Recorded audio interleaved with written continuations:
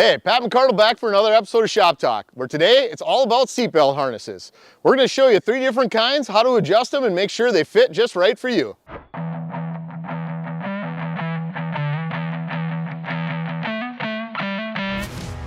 All right, let's start out with the 3-point on this Ranger XD 1500. So as you get in, you'll see that there's actually an adjuster for the seat right underneath here.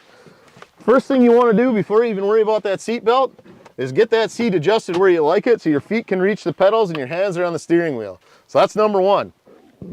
Second thing here, grab the seat belt, pull it around, click it in, make sure you hear that latch, and then pull up on the top because you want to make sure that hip belt is nice and tight across your hip bones. You don't want that riding up in your belly. You want it locking your hips down in the seat and then letting that go. The other cool thing on this one is it's got a comfort strap in it. So you can see this moves up and down a little. That's going to keep it nice and comfortable across your chest as you're driving down doing work or driving down the trail. All right, so the next harness we want to show you is what we call our Sub-Zero, which is actually a 4-point harness. This one's got a cool feature. So I'm going to peel this shoulder strap down to be able to show it off to you. But you see there's an extra strap sewed in here, and there's a piece of fabric that's kind of like an S-curve, where if somebody gets in a hard impact event, it'll actually tear the stitching out. It'll stretch this portion of the harness, and if you see this red part indicated, so in other words, if the shoulder strap was like this, that means this harness has done its job in keeping people safe, and it's time to replace that particular harness. Normally, that shoulder strap's going to stay up, and all you'll see is the word Sub-Zero on it. So if it's like that, that harness is good to go. You can start adjusting.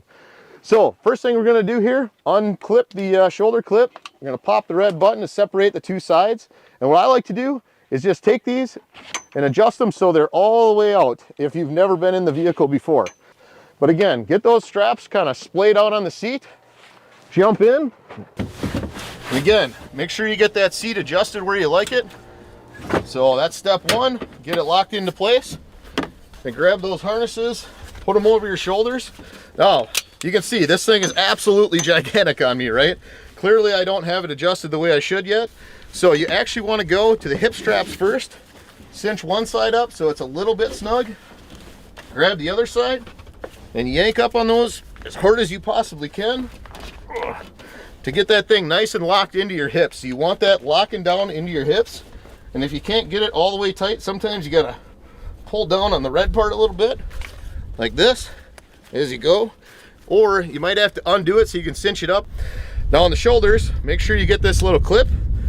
And then again, lock those things down and you should feel super secure in the seat. This buckle should be like a big Texas belt buckle. It shouldn't be up in your belly, it should be down where your belt buckle would be. So if you got it like that, you'll feel secure in the seat. You know, get that steering wheel drop down, fire up your engine, get your safety gear on, and you're ready to go.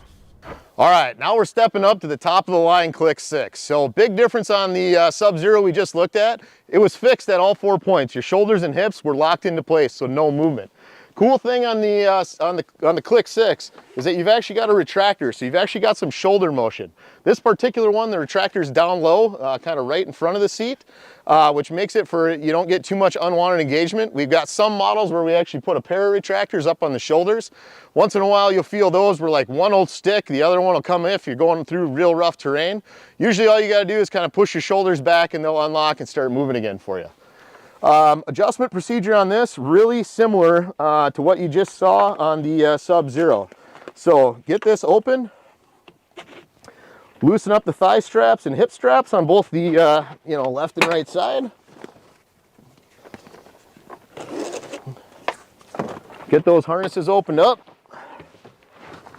And again, always make sure you adjust the seat slider first. So that's about where I think I like this one. Then reach over, grab those straps, and again, pull these things down. You want this sucker to be like a Texas belt buckle. Now you can see on these, I've actually got 2 adjustments on the side.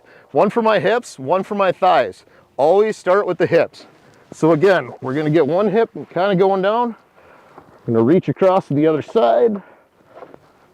So get those locked into place. Come back on the thigh straps. Get those nice and tight and cinched up. Make sure your legs are kind of where you want to see them. And then don't forget the rubber strap across your chest. It's an easy one to do. It's really easy to see. You know, get your steering wheel pulled down into place. Make sure you got all your gear on. You're ready to go. Just like the Sub-Zero, the Click 6 is beautiful in that once it's adjusted, You grab the big buckle, through your hips back in the seat, get that shoulder strap on, boom, good to go. Hey, that's it for this episode of Shop Talk. You know, we just rolled through 3 different types of seatbelt harnesses. Make sure you like, comment, subscribe. Let us know what you want to see next time.